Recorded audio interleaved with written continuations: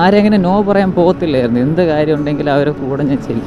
പക്ഷേ എനിക്കിപ്പോൾ ഒരു റിലേഷൻഷിപ്പുണ്ട്. സോ അതിപ്പോൾ ഒരു 7 വർഷമായിരിക്കുകയാണ്.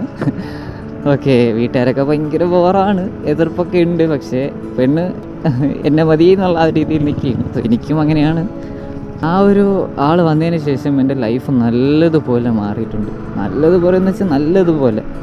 ഒരു ലവർ എന്നുള്ള നിലയ്ക്ക് നമ്മളെപ്പോഴും ബോയ്സിൻ്റെ ഒരു ഭാവം വെച്ച് നോക്കുമ്പോൾ നമ്മൾ വലിയ വില കൽപ്പിക്കത്തില്ല. ചിലരുടെ കാര്യം, എല്ലാവരും അല്ല, വില കൽപ്പിക്കത്തില്ലെന്ന് പറഞ്ഞപ്പം എന്താ, അവർ കൂടുതലും ഫ്രണ്ട്സിനാണ് നമ്മൾ വില കൊടുക്കുന്നത്. ഓക്കെ, ഞാനും അങ്ങനെയുള്ളൊരു ക്യാരക്ടറായിരുന്നു. പിന്നീട് ഈ ഫ്രണ്ട്സ് തന്നെ എനിക്കെതിരെ തിരിഞ്ഞ് എല്ലാവരും ഓരോ വഴിക്ക് പോയപ്പോൾ ഇവളെ മാത്രം ഉണ്ടായിരുന്നു. അത് എന്ത് വന്നാലും എന്ത് കാര്യം ഉണ്ടെങ്കിലും ഇവൾ എൻ്റെ കൂടെ നിന്നിട്ടുണ്ട്. സോ എൻ്റെ മോളിത് കാണുന്നുണ്ടെങ്കിൽ ചേട്ടൻ പറയുന്ന ഐ ലവ് യു. ഓക്കെ, ഇനി അങ്ങോട്ട് മാക്സിമം എന്നായാലും ഏതെങ്കിലും ഒരു വീഡിയോയിൽ ആളെൻ്റെ കൂടെ കാണും.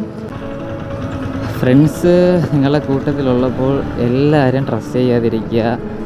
പോരാത്തതിന് കൂടുതൽ എക്സ്പെക്റ്റേഷൻസും അവർ എപ്പോഴും നമ്മളെ കൂടെ കാണും എന്നുള്ള ഒരു ചിന്തയൊന്നും വെക്കാതിരിക്കുക. സോ ഇപ്പോൾ ഞാൻ ഒറ്റയ്ക്ക് പോകുന്നതിന് പോലും കാരണം അതാണ്. ഇപ്പോൾ കുറേ വർഷത്തെ ട്രോമാസും കാര്യങ്ങളും ഉണ്ട്. സോ ഞാൻ എപ്പോഴാണ് ഞാൻ ഒറ്റയ്ക്കാവുന്നത് അപ്പോഴാണ് ഞാൻ ഹാപ്പി ആവുന്നത്. ഈ ഒരു ടൈമിൽ പണ്ട് എനിക്ക് വിഷമമായിരുന്നു, പക്ഷേ ഈ ടൈമിൽ ഇപ്പോൾ ഹാപ്പിയാണ് തോന്നുന്നത് എനിക്ക്.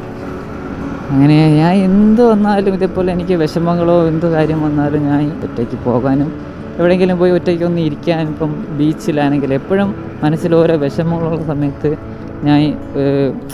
എനിക്ക് എപ്പോഴും ഒരു ആഗ്രഹമാണ്. പക്ഷേ വണ്ടിയുടെ കാര്യത്തിൽ അല്ലെങ്കിൽ പോകാനോ ഉള്ളൊരു സാഹചര്യം അല്ലാത്തതുകൊണ്ട് എല്ലാം ഉള്ളിലൊതുക്കി വെച്ചുകൊണ്ടിരിക്കാനേ പറ്റിയിട്ടുള്ളൂ.